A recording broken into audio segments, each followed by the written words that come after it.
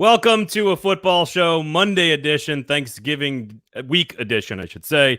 His name is Zach. My name is Braden. There's nothing else happening in the entire world except for Titans football and SEC football. So welcome to the show. Get in the comment section, turn on the notifications, and come on in to party, because that's what we're going to do today. No episode on Thursday because, well, it's Thanksgiving. It's Thanksgiving. It's the greatest single day on the entire calendar. In the calendar, on the calendar, both. It's the greatest single day, greatest single weekend, greatest single holiday. These are not disputable facts. These are just the way it is. So welcome to the show, everybody. How are you? So the birthdays you celebrate for the birth of your children come second to Thanksgiving is what I'm hearing. Well, if I was in a court of law... You said the single greatest day. If I was in a court of law, I would hedge and talk about my children. But like having organized now going on 10 separate birthday parties for 2 different children. They are amazing and spectacular, but they're not as fun for me as Thanksgiving. Yeah. But I mean, like you say you mean the single greatest reoccurring day, because you know, the single greatest day of your life should be the day that we decided to do this show. Yeah, that's true. Here's my order. The single greatest day, which is redundant, of course, of my life. Number 1, first, a football show. Number 2, birth of my first child. Number 3, birth of my second child. Number 4, the day Alabama lost to Tennessee.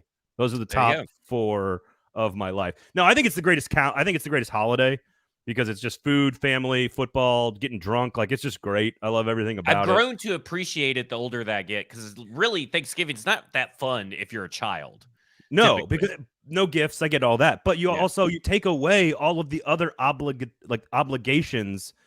Again, I'm not a particularly religious person, but like, you got to go to church on Christmas. Easter's got a church element. There's always like some other part to the holiday that like draws your attention and your energy away. Not this one. This one's like, look, sit on your ass, drink some beer, eat some delicious food, be thankful for your family, have a great time with them, yell at your drunk uncle who thinks the world is flat, and watch football. Like, what?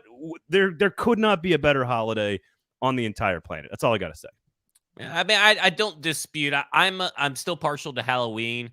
I do love Halloween. I'm out on Christmas as a top tier holiday. I don't think it's that great anymore.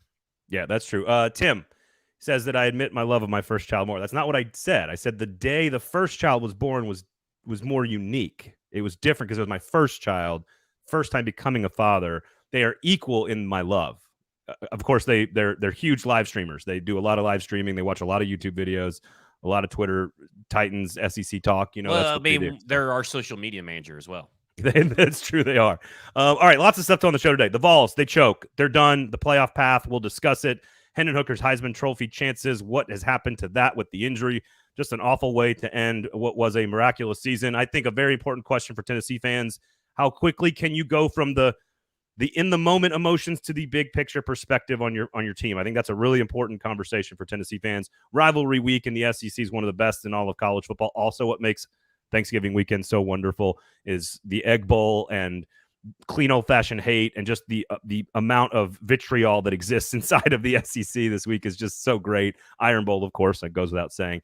And we're going to talk a lot about the Titans Bengals, get you guys ready for a playoff rematch on Sunday at Nissan Stadium. So a lot of things to do. Special thanks to our great and amazing sponsors, The Pharmacy, of course, over there on McFerrin Avenue in East Nashville, locally owned and operated since 2011. Zach, did you know that The Pharmacy got its name because they found some extracurricular activities when they were renovating the building back in 2011? They found some illicit narcotics, and so they said, "Hey, it'll be The Pharmacy." It's a great name. I did know that, and I find it interesting. I did not know that until I was told that recently. So I just always just assumed it was some, just a name, Pharmacy. Yes, it is a great name for a burger joint, and bratwurst and tots.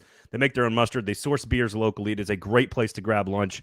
Of course, anytime. It's not great if you're trying to watch a sporting event, but that's not what they're going for. They're going for talk to other human beings and have a communal experience around great food. It's really not sometimes it's pretty nice, actually, to not be looking at a screen while you're hanging out with your family and your loved ones. So after we got done talking about Thanksgiving and watching football with your family, go check out The Pharmacy. Of course, the Kingston Group, buildkg.com, locally owned and operated for over a decade, award-winning custom home and remodeling firm. Don't make any decisions about your house if you're going to make a big addition, you're going to do a renovation, you're buying a house, you're selling a house, make sure you talk to the Kingston Group before you do anything else.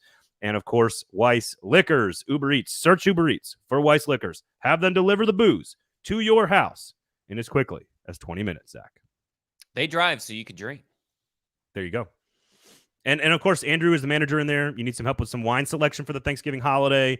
Make sure you pop in. They got a great bourbon selection as well. They do a lot of those allocations. They'll just sort of randomly throw some stuff out. So just keep an eye on the socials there. Give them a follow on Twitter and Instagram as well at Weiss Liquors, and they'll keep you up to date on the specials that they're putting out there.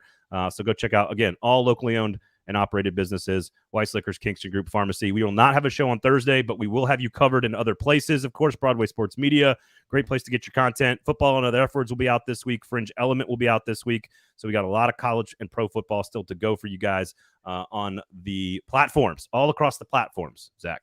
There you have it. So maybe we'll talk about the meats that you're cooking later on in the show. Yeah, there you go. So first and foremost, the train wreckage, the micturation on the rug, the pooping on yourself, the urinating down your leg. I'm not sure what other defecation Tennessee did over the weekend. They get in a fight with themselves. Not confirmed, a non-confirmed denial from Josh Heupel today that Jeremy Banks didn't play because probably he got into an altercation with a teammate. It's like a non-confirmed confirmation, right? I mean, like he basically said, yeah, there was something that happened. Yeah, there's the non-denial denial, and this is like the opposite of that. But they just look, Spencer Rattler's really talented. They were going to get a game like this. No one saw this coming. The Tennessee defense regressed to the mean, and they get their ass kicked on defense. No answer for Spencer Rattler in what was largely a near perfect performance by the South Carolina quarterback. Yeah, it was wild. So my Saturday was our second wedding anniversary weekend. So what I did, since it's 2 years, I did 2 different places for dinner. So the Saturday we went to this place called Boquiera down in 5th and Broadway. It's tapas place. Pretty good. It's not too bad. Not as good as Pharmacy, but pretty good. That's good. That's good. Yeah. I mean, totally different restaurant. I mean, I'm not going to Boquiera for great burgers because they don't even have burgers. If I'm going anywhere for great burgers, always Pharmacy. Yeah, exactly. But anyway, so I go down there and we're leaving. So I check my phone. That's the first time I checked my phone. It's 28-14, South Carolina. And I can't believe it. So we head over to a friend's house and he's a Georgia fan. So he hates UT. So I tell him that it's 28-14 after we exchange pleasantries and stuff. And we turn on the game and we just, look, I know I've been a big supporter of the Volunteers this whole year and everything. Fans just couldn't contain themselves. I had to turn on the fans, and the Alabama fandom kicked in, and I could not enjoy more than watching them just get embarrassed and show that though they have come a long way, they're just not there yet. Because, in all honesty, all damn day, all I watched and read and heard were UT fans worried about other teams, and they were not worried about their team. And come to find out, the team that you should have been most worried about on Saturday was your team itself. Well, and this is some of the stuff. I hate Twitter so much. I'm hating it more and more every day. But it is my drug of choice, and I'm addicted. I was when they were talking about shutting it down on Thursday during the Titans game, everybody started putting out these heartfelt messages and all this stuff. I'm thinking, man, it sure would be nice for my mental health if this app went away. You are 1,000,000% correct. Like it is. I wouldn't miss any of you guys. I'm sorry. No. I would just see you guys like on Twitter. Like I don't care. Like I would miss it so badly, but that's because I've curated my experience into a very particular bubble of this is what I like. I want college football. I want world news, and I want people that I think are nice humans. Like I don't have to agree with you, but I just want you to be a nice person. And there's a lot of awful human beings on Twitter. But this is one of the things I don't like about it. And I know you texted me because I got on Cole Takes Exposed again, which happens all the time. What I don't like about, and I know it's how he's built his business. He's now got a book out and everything. I get it. But because dunking is what Twitter's for, right? You were wrong then, and now you were right then, and now I'm not. It goes without saying that you have to be concerned with your own game. I don't know why that's a thing that you can comment on. Man, the Michigan game didn't go your way, Tennessee, or the TCU game didn't go your way. You really should be paying attention to the USC game. It goes without saying that you have to win your own fucking football games. That's not some weird, and no opinions that I've ever had in the past am I going to go back and change at the time. I will change my opinion now.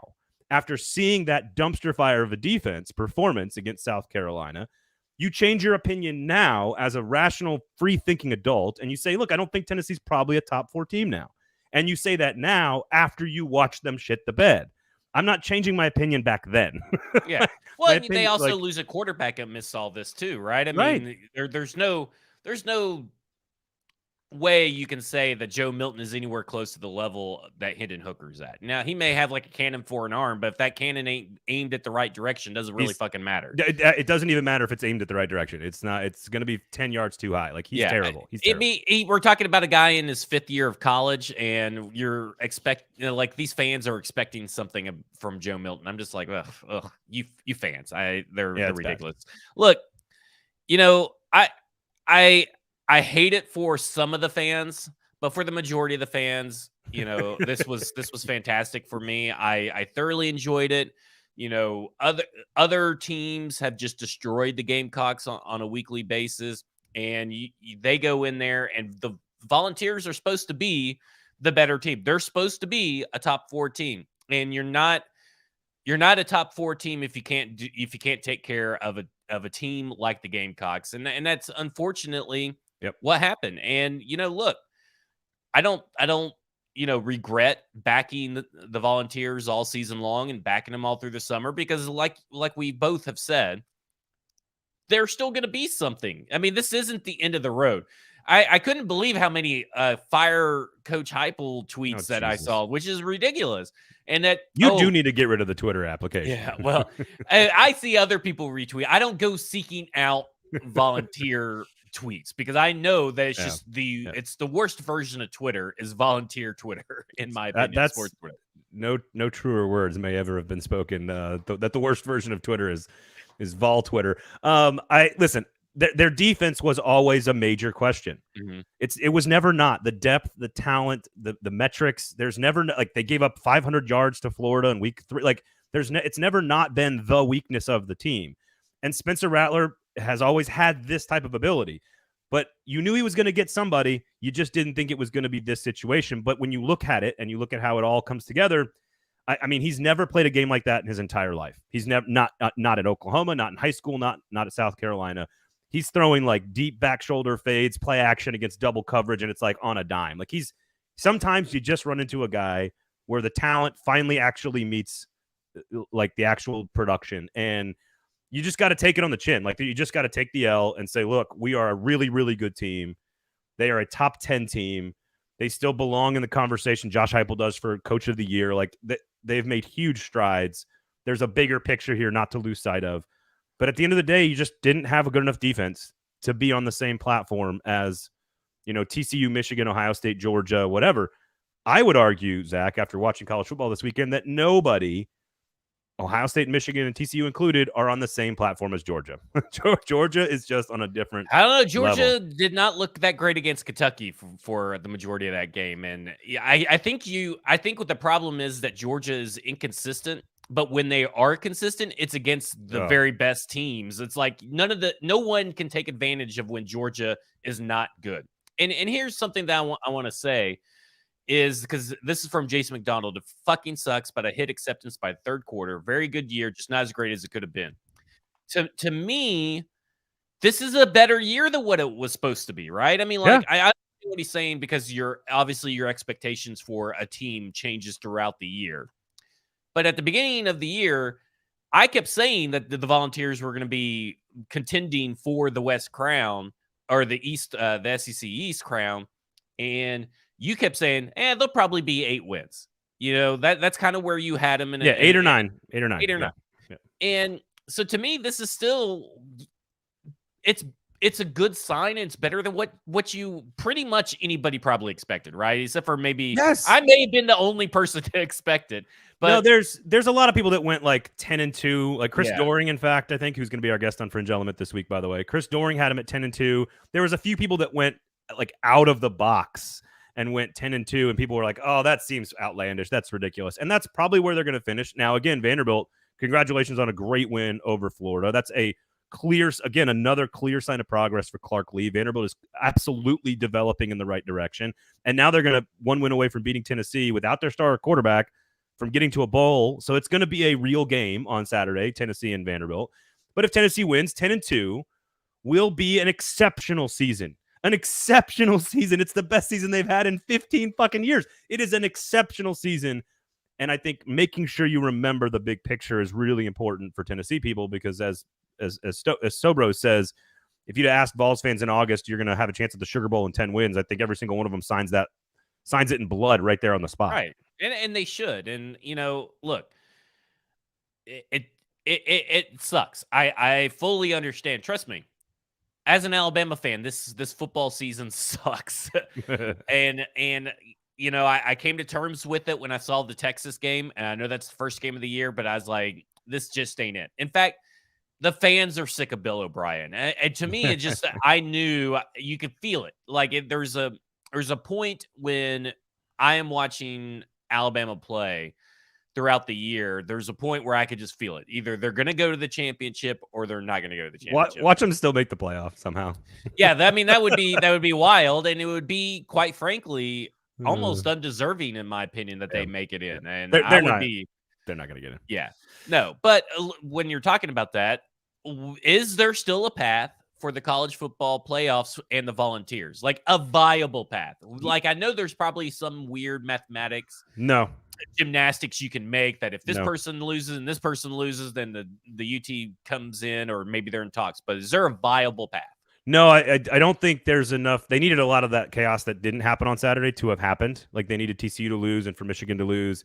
If that had happened, if USC had lost, there might be a chance. But you still got Clemson. You still got, like, if LSU But aren't Georgia, the Volunteers, even with Joe Milton, better than Clemson? No, not with Joe Milton. You don't think so? Joe Milton, listen, I'm not trying to be harsh on a young person playing college football. I don't like doing that. Joe Milton is not a good quarterback. He is not. He ain't it, man. He just isn't it. I'm sure he's a wonderful guy, a wonderful kid. I don't like saying college kids are awful. It doesn't feel good, but he's awful. so I mean, like, I could hit Cedric Tillman in the end zone on that pass play. So he's not it. If Hendon Hooker was healthy, I still don't think it changes the path. Like, USC is real dangerous. They've got a bunch of games they got to win. If I'm LSU, even you beat Georgia, you may not have a path into the playoffs. So the committee does not look favorably on really ugly, bad losses. Generally speaking, really ugly, bad losses hurt you. And Tennessee has a really ugly, bad loss. I don't think 2-loss Oregon, if they win the Pac-12, can get in.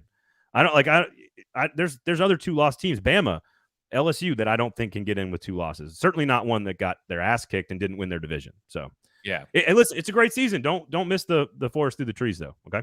So yeah, I just always wonder, how much an injury like Hendon Hooker affects it in the eyes of everything. Because I saw that you still have UT ranked at 7.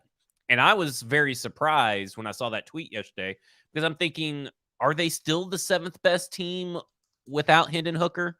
No. If you beat Vanderbilt without Hendon Hooker and you finish with their bot, like, this is what's really hard for the committee, and I think for fans to understand. Like, it's still body of work.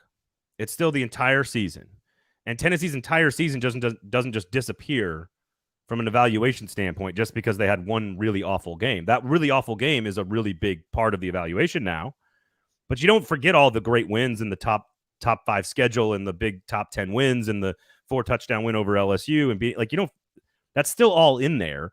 Oregon has 2 losses. Like, so you don't think the committee looks at it like, okay, it's just Joe Milton, it's not Hendon Hooker, so this team is not as good. That's a big drop off. So this team's obviously not as good as what their resume suggests because they're missing the guy who got them all the wins. So this is like the Kenyon Martin thing. Okay. I don't know if anybody who gets that reference, if you get it. Kenyon Martin was Cincinnati was like number 1 in the nation in college basketball in like the late 90s, and Kenyon Martin gets injured. I think he breaks his leg right before the tournament. And the committee drops him down 1 spot to like a 2 seed or something. And sure enough, they go out in the Sweet 16. So I think it's interesting that you have to evaluate a team for who they are, to your point. But also, you don't just eliminate the body of work. This is the same conversation with the Heisman for Hendon Hooker, which is like, how do you evaluate the entire body of work, but also who they are currently? And we saw this with Ohio State when they lost, I believe it was J.T. Barrett, and Cardell Jones comes in, plays the last 3 games of the regular season. They crush Wisconsin 59-0, and he takes them to the national championship. So we've seen it kind of not affect how the committee views you, but you need evidence to show somebody what you are. Like, honestly, this isn't even a question for me. Like, Tennessee has no path. Like, there's no path for Tennessee, but they are still a top 10 team in college football, in my opinion. Interesting. Because I feel like the gap between Joe Milton and Hendon Hooker is just so it's massive. It's massive. It's massive enough that I don't think they're a top 10 team with Joe Milton. It'll be interesting to see what Joe Milton does versus Vandy, obviously, but also in the bowl game, whatever bowl game they put in, because that right there will show you as a whole what the team is. But don't you think you're ranked on, again, not just like right now, they played 0 games without Hendon Hooker. So like right now, everything that you've evaluated about Tennessee still has to be with Hendon Hooker. How do they, if they beat Vanderbilt by 2 touchdowns, whatever, which is I think the point spread, and they're 10-2, aren't they still 10-2 with, and you evaluate them based on the body of work? Because again, they're not making the playoffs. So yeah, it doesn't really matter if they're 6 or 9 or 11 or whatever. Like, I still think they're a top 10 team. So yeah, it'll be interesting to see just how efficient the offense is, because I think that's what you got to look at. It's not that they're probably still going to score a lot of points, even though that I'm going to sprinkle some money on the Vandy money line. It's not a bad play. But I do think that it's going to be, even if they win by 2, it may be like 21-7. It's not going to be as efficient as what it has been. I think that matters in the big scheme of things. But let's talk about Hendon Hooker, because I've been watching this guy, not just Hendon Hooker, but this other quarterback, and I'm surprised we haven't heard his name mentioned in conversations for the Heisman, and that's Michael Penix Jr. from Washington, who is making some amazing throws and is got more passing yards than Hendon Hooker. He's got 2 less touchdowns and more interceptions. But does Hendon Hooker's injury open the door for the field? Because really he was the front runner, right? I mean, don't you think that Hendon Hooker, in the eyes of the Heisman voters, is the front runner? So I am a voter, and I have no clue who my top 5 are right now, honestly. It's only 1 game for Hooker in terms of what he missed. Here's the problem with Hooker. He wasn't the best quarterback on the field against Alabama. He was amazing, but he wasn't the best. He played his worst 2 games of the entire season against Georgia and South Carolina. And those 2 games are what has cost Tennessee a chance at the playoff. Is that fair? Maybe not, because the defense sucks. I don't know. Caleb Williams right now is doing spectacular things, carrying a team that's probably similar to Tennessee. Not a lot of depth on defense, carrying a team to what could be a playoff spot with like just as good of numbers. Penix Jr., by the way, if you have not watched Washington, he is a pro quarterback. Like, that dude throws the football like an NFL player. Really good receivers at Washington as well. Bryce Young, CJ Stroud, Max Duggan at TCU. The 2 drives by Max Duggan. The final we are not putting Max Duggan in this conversation for Heisman. I'm just saying, the final 2 drives of that game, he carried his team to victory without his number 1 receiver and out his number 1 running back, and they beat an arch rival on the road to stay unbeaten to try to keep a playoff spot going. Point is, I work around to try to find other players not named just quarterback for this award. It's really hard this year to look past the star power at the quarterback position. Like, do I want to vote for Jalen Carter? I would love to, but he missed a big chunk of time. Like, Will Anderson, who's who I voted for last year, because I thought he was the best player in college football. Like, that's it. I don't know how you look past CJ Stroud, Caleb Williams, Bryce Young, Hendon Hooker, Max Duggan, Michael Penix. Pick a quarterback that's carrying a team to a potential championship or a playoff berth. I think it's going to be hard for voters to look past that. And with all those options, I think it's going to be hard for Hooker to stay top of mind when his 2 worst performances were Georgia and South Carolina. Like, he was not pretty recent. Like, doesn't that matter? Recency bias just a little bit, to maybe some of these voters, like, okay, right before he went down getting injured, he wasn't really playing his best game, and he didn't really play his best game a couple weeks ago against Georgia. Like, I it kind of just like all adds in together. Yes. Yeah, it all piles up together when you have such a close race. Bo Nix, unfair, has lost some Heisman steam because of losing to Washington, even though the game was great, because he got a little hurt and he was clearly not the same player against Utah this week, but they still won. My issue is that if you watch the South Carolina game, he missed open dudes.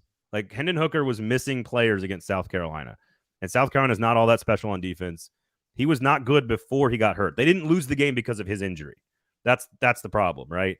Now he doesn't play defense, but I mean, Hooker is still absolutely in the conversation, but I still need to see what goes on around the country and who does what, because there's a lot of great quarterback candidates this year. And I wish there were other guys like defensive players, offensive linemen, linebacker, just something else to look at and find and grab onto. Jalen Carter is probably the best player in college football. You can't vote for him for the Heisman. So why not? I just don't think he's done enough. Like, he hasn't played enough games, hasn't been as instrumental in his team's success. I mean, he's been big in big games, but hasn't. I don't know. It's weird. It's like, I would love it to be like the left tackle from Northwestern because he's the best offensive lineman in the country, but like, that's not going to happen. Voters aren't going to do that. So. Will Harold Perkins get some votes? That's an interesting question. How does he play against Georgia, Zach? Yeah. That's really what it might matter. He's spectacular. I mean, he's one of the best players I've ever seen take the field. Like, as a freshman, that is ridiculous. It's ridiculous what he does, how he diagnoses plays, how physical he is. I mean, his speed, unbelievable. I know drafting linebackers in the first round is a very sore subject for the Tennessee Titans, but if for some reason Mike Vrabel and Shane Bowen got their hands on Harold Perkins later on down the road, woo! Well, again, if you told me who are like the best 3 players in the SEC, hypothetically, I could say Jalen Carter, Will Anderson, Harold Perkins. And I would say I would put Harold Perkins over Will Anderson, to be honest with you, in your rankings. I'd put Will Anderson at 3, just because I don't know what it has been this year, but he just hasn't. Well, I know he's still good. He just hasn't been as good as he has in past. And I wasn't even doing that in any particular order. But if you told me those are the 3 best, if you came to me as a scout and you're like, those are the 3 best players in the SEC, I'd be like, okay. Yeah. Like, I wouldn't, because Jalen Carter, I think, is the best player in America. I think Will Anderson, when he's right, last year, for example, is up there in that conversation, and Perkins is already on his way. So, and again, if you ask me who's the best quarterback in college football, it's Bryce Young. Yeah. Bryce Young is the best quarterback in college football. It's still Bryce fucking Young. And people with Alabama fatigue over their faces still can't see and acknowledge reality because they're judging Bama against Bama and not Bama against the rest of college football. Right. Which is Bama is still a top 5 or 6 team in college football, and Bryce Young's still the best player in America. So, well, we got a lot of SEC talk this weekend. So we got, Alabama versus Auburn, which I think should be a bloodbath, in my opinion. 3 touchdown line. Yeah, right? I think I kind of think that's what it's going to be. I think it's going to be a bloodbath. You're not riding the Cadillac wave here. I do like the Cadillac wave, I guess you'd call it. Riding the Cadillac. I don't know. There's got to be something better. I like Cadillac Williams, and I know that he's not going to get get this job, but I mean, they should kind of consider it. The story is great. The story is great. It's why we love college football. This kind of thing doesn't happen in the NFL, although the Colts are trying strangely. It doesn't. An alumni who was a star on the team in the past, who really has no qualification for the job, has now rallied a bunch of young people around him because they all love their university. Like, that only happens in college. Like, that's a cool story. I don't think it's enough to overcome 21 points, although I would take the points. If I was betting on the game, I would take Auburn plus the points. Favorite SEC rivalry on Thanksgiving weekend is what outside of Alabama and Auburn for you? Ooh, I think I like the Egg Bowl. Hell yes. Yeah, great answer. I mean, I think it's the second best rivalry week rival game. I love it. It's fantastic. I think there's always something crazy that happens in it. I mean, whether it's someone peeing on doing a dog piss or it's just there's always something crazy. It's always really fun to watch. I mean, right now the line for that is Mississippi 2.5, and then the over under is 59. And oh boy, yeah, I think I would go the under. I really don't know what this game is going to be like because these teams have been so inconsistent. So Georgia Tech is not a competition this year. This year it's a 35-point spread. Greatest nickname of a rivalry, clean old-fashioned hate. But if you look at the rest of these rivalries, and South Carolina, Clemson is nobody inside that state. They hate each other as much as people inside the state of Alabama and the people inside the state of Mississippi, Louisville, Kentucky, the people inside of that state. They all hate each other as much as everybody else. But what I think is remarkable is that there are more things at stake in this week of rivalry football in the SEC than I can ever remember. South Carolina is closer to Clemson than ever before, and Clemson's fighting for a playoff spot. Kentucky and Louisville are fighting for like season-defining wins. The Egg Bowl is my favorite with you. I'm with you on that. And both of those seasons will be defined by what takes place in this game, right? Because if Ole Miss loses, they'll lose like 3 straight to end the year, and they won't look as good. 8-4 doesn't look as good as their start. Mississippi State loses, they're 6-6. Like, there's just so much hanging in the balance this weekend. I love it. Vanderbilt's trying to get bowl eligible. Missouri's trying to get bowl eligible. Like, this is one of the best rivalry weekends I can remember. Okay, let's go through game by game. All right. And let's pick who's going to win, and I'm going to write them down. We're going to see who nails this weekend. All so right, Mississippi State, Ole Miss. I'm going to take Mississippi State. Upset on the road. I am taking Ole Miss on that one. Okay. And we're doing straight up, not covering the spread or anything. Okay. We're just straight up. Arkansas, Missouri. I'm going to go Arkansas. I'm going Arkansas, too. Florida and Florida State. Florida State could be big. Yeah, I went Florida State on there. Georgia Tech. I think we're both taking Georgia. Next. South Carolina and Clemson. I might, if you're gambling, maybe South Carolina on the money line, but Clemson is the best defense, and I imagine a regression from Spencer Rattler this week. You're going Clemson? Yeah, you got to take Clemson. Yeah, I'm going South Carolina. Outright? Outright. I love that. Going with it. I love that. I'll buy you dinner. I'll buy you dinner at pharmacy. You get that right. All right. Louisville, Kentucky. Louisville is riding so high right now, and Kentucky is not playing good football. This one's the toughest one with the Egg Bowl. Give me Kentucky because we don't know how healthy the Louisville quarterback Cunningham is right now. Yeah, I'm going to take Louisville. If I knew Auburn. If I knew Cunningham was fully healthy, I would take Louisville. Gotcha. I'll take Bama. Yeah, I'm taking Alabama, obviously. LSU and Texas A&M.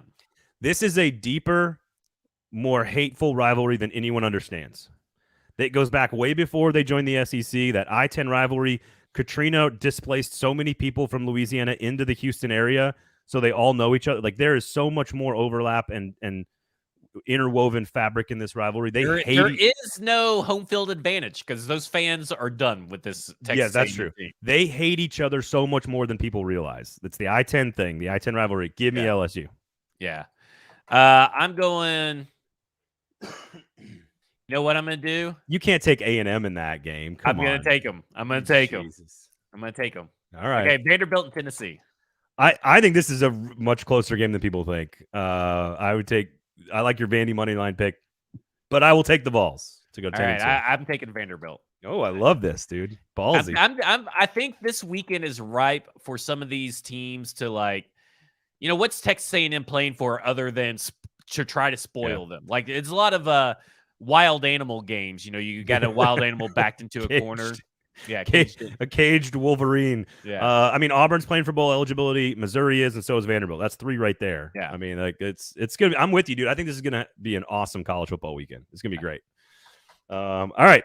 You want to talk Titans? Let's talk Titans. You want to talk sponsors first? Yeah, let's do. I was going to say, let's talk about our wonderful and amazing title sponsors right here above me. If you're watching on the YouTubes, as you should be, or Twitter, the pharmacy, of course, right there over on McFerrin Avenue. Love those folks. Make the best burger and brats, the best mustard in the city. You want to get out of stuff. You want to go to lunch, have a nice lunch. Take the kids, a family of 4. You can get out of there for less than $50. Phenomenal place to go eat lunch, Zach. I as someone who is a burger and brat connoisseur. I know you are a meat expert as well. I know you're cooking lots of fancy meats this weekend. I am. I think you can take it from us that the pharmacy is pretty freaking good. Okay, yes. It's just a pretty freaking good place to eat a burger. All right, how about that? Go to the pharmacy.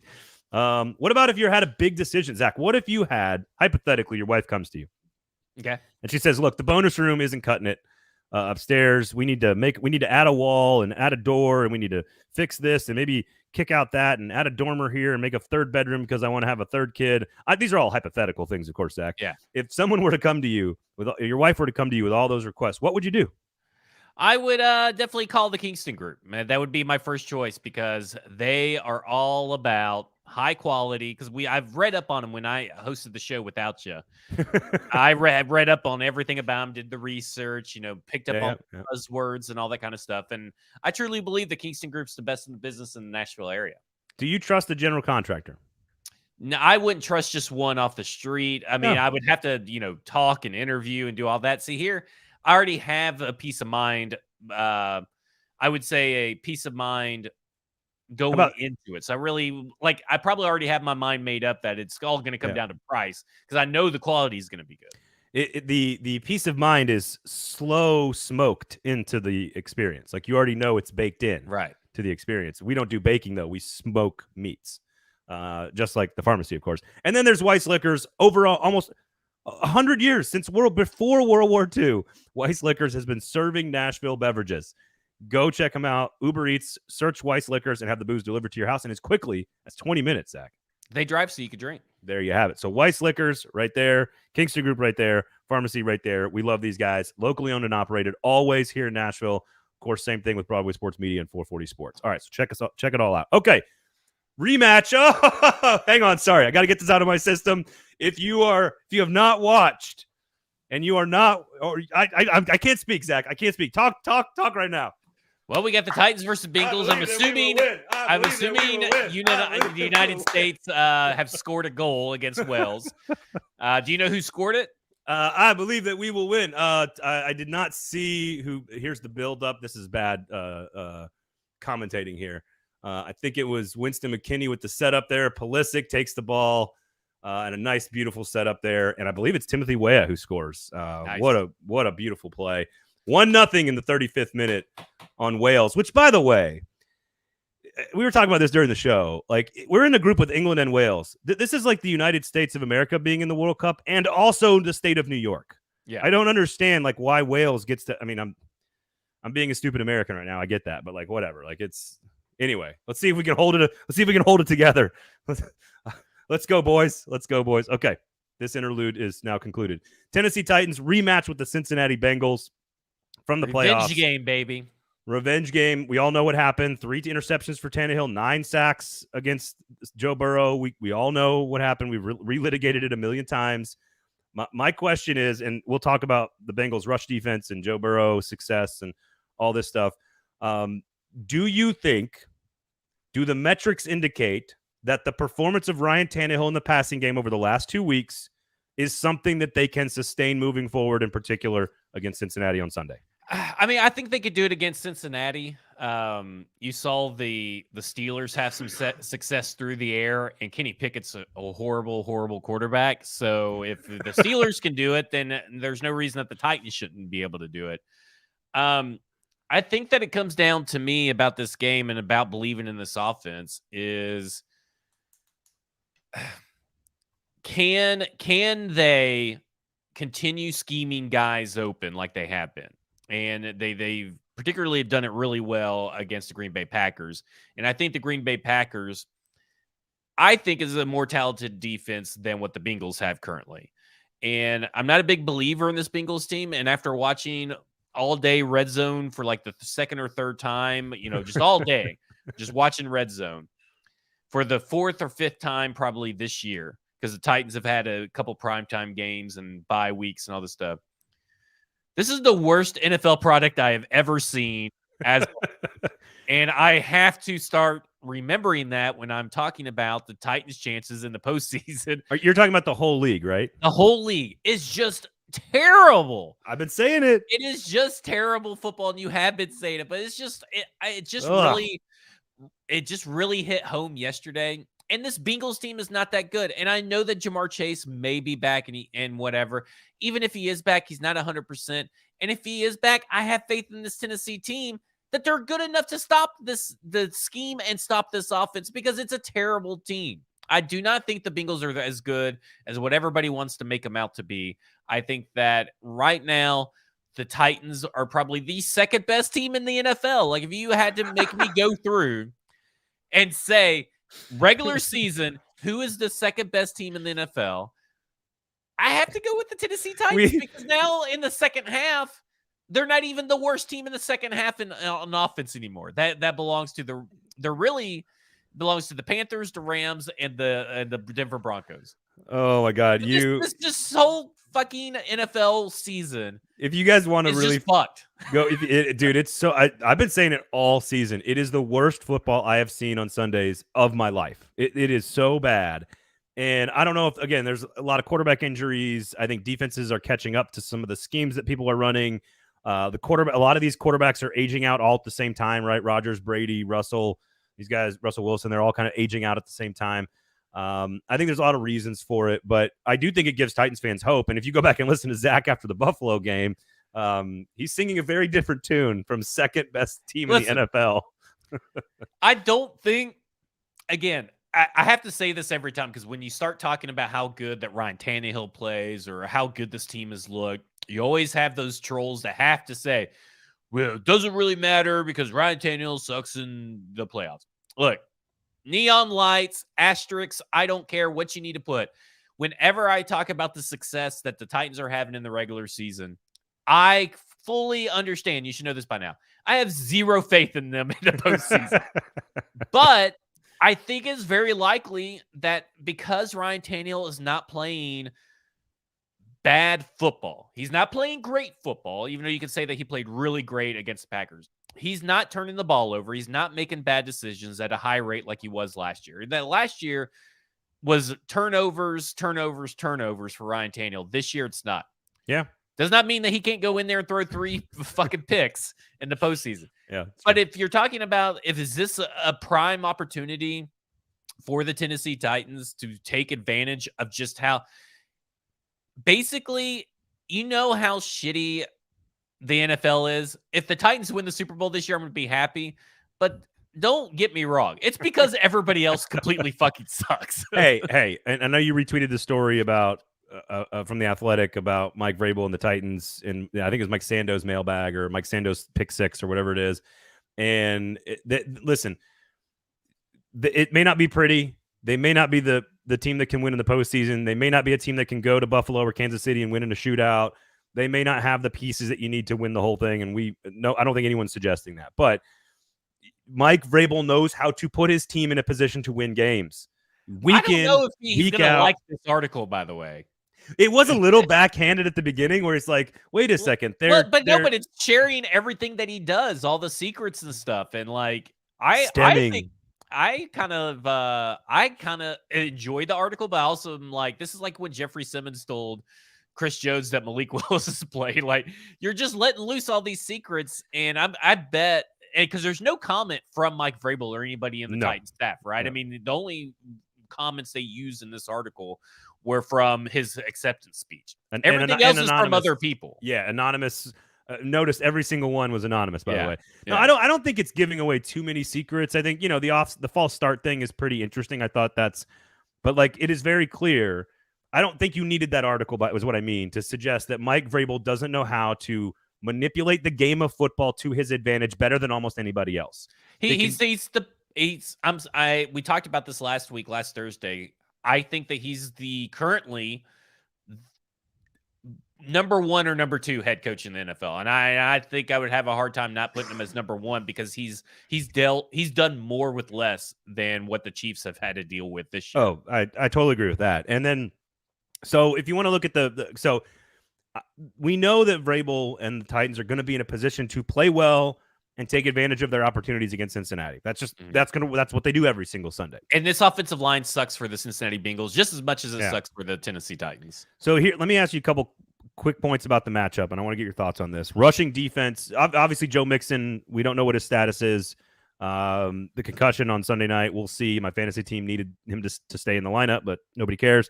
Rushing defense for Cincinnati, though, 155 against Baltimore, 228 on the ground against New Orleans, 107 against Atlanta, 172 against Cleveland.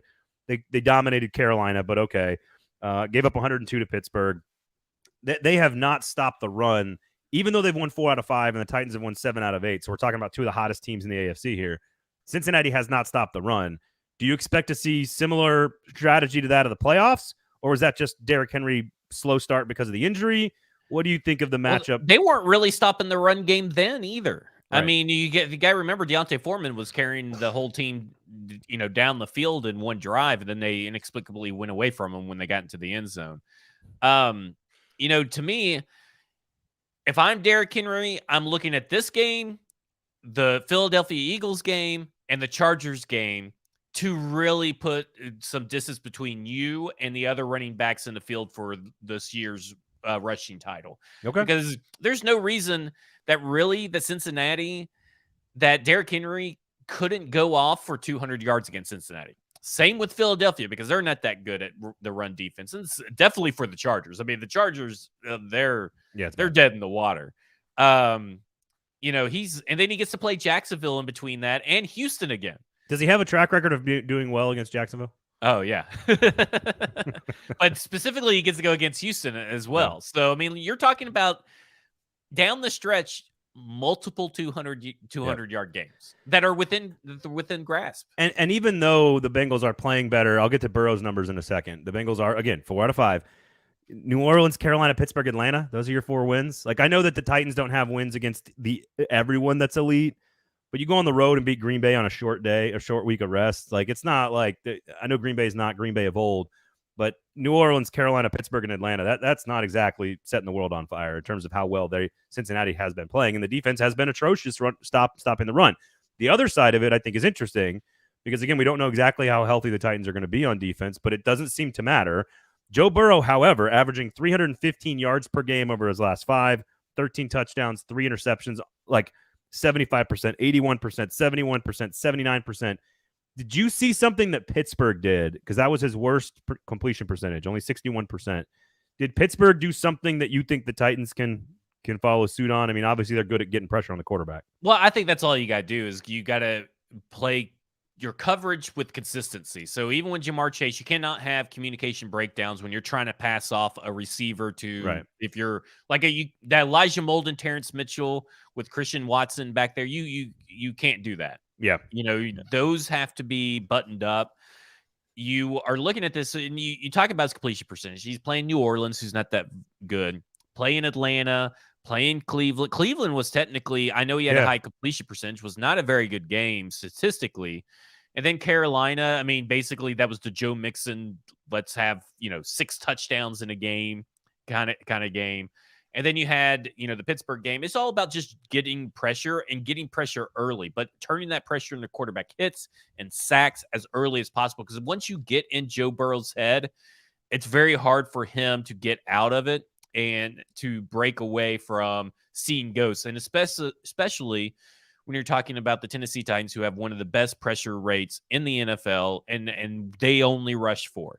These 4 should be able to get home. They should be able to have a 9-sack performance if they want to. I mean, they should have it. I mean, I should say if they want to. Of course they want to, but they should be able to have it. Well, and Stoney from the Sobros says this: the Bengals will have to defend the Titans the same way Green Bay did because it could be another surprising passing game. And the reason I bring that up is it feels like, and I think Cincinnati's point and a half favorite in this one. So Titans are a very slight underdog at home. You should be taking the points in Tennessee right now. Like, why wouldn't the matchup result in a similar style of game than we've seen from the Titans every single week for the last 2 months where they've won 7 out of 8? Like, I can't figure out, I mean, other than Burrow and maybe just hitting some big plays down the field, maybe there's some X plays that they just have some blown coverages on and they, Burrow is better than everybody they've played over the last 2 months. Maybe that's true. But otherwise, I can't find a matchup where it should be different than how the games have played out for the last 2 months. And if that's the case, don't the Titans have an insanely good chance to win that game? Like, I don't see any reason why the Titans don't win this game by at least a touchdown. I mean, I don't care if Jamar Chase is in. I don't care if Jamar Chase is out. I think this Tennessee Titans team is just coached too well and is a better coach team than, again, it's like I don't believe in Zach Stacy. Or I say, God dang it, Zach Taylor. I always call him Zach Stacy. I don't believe in him. I don't believe in him either. I don't believe in the Cincinnati Bengals team. I think that everybody wants the Bengals to be good because they like Joe Burrow. They like the white, uniforms and all this stuff. And so I think they get a lot of leeway when they haven't been that good of a team this year. Burrow's so cool, though. He's so cool. Yeah. Joe Cool. I think it's going to be a fun matchup. There's obviously some history there. If the Titans have If there is a history element to this that helps either team, it's clearly revenge helping the Titans mentally. And Mike Vrabel generally uses that very well as a motivator to get Tannehill's going to want to put that game last year behind him. So I would almost expect – I know that I think Derrick Henry is going to find some easy running lanes. I think he's going to have more yards and be more effective than what he was versus Green Bay. But in all honesty, I'm expecting another pretty good game from Ryan Tannehill.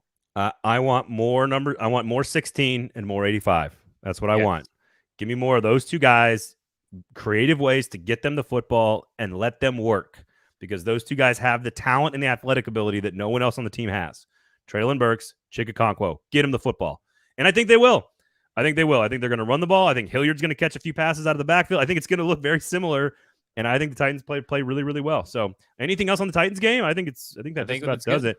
If you need anything else, it'll be on Football and Other F-Words. Football and Other F-Words on Wednesday, of course. You got Fringe Element, SEC football. So if you want more of that, make sure you check out Fringe Element, all the other great pods from Broadway Sports as well as 440 Sports, The Pharmacy, the Kingston Group, Weiss Liquors, 3 great locally owned. I'm going to get to your meats in just a second here, so just hang tight. Pharmacy, Kingston Group, Weiss Liquors. Check out all of our sponsors. If you're looking for some booze for this weekend, if you want to Uber Eats some booze right to your house, just search Weiss Liquors, have them sent right to you. If you're looking to make a big decision about your house, don't do it until you talk to the Kingston Group. If you're doing some renovations, if you're going to buy, if you're going to sell, talk to the Kingston Group, buildkg.com. And, of course, the Pharmacy, a wonderful and fantastic place to go eat if you want to change it up from turkey, which, of course, Zach is doing for Thanksgiving.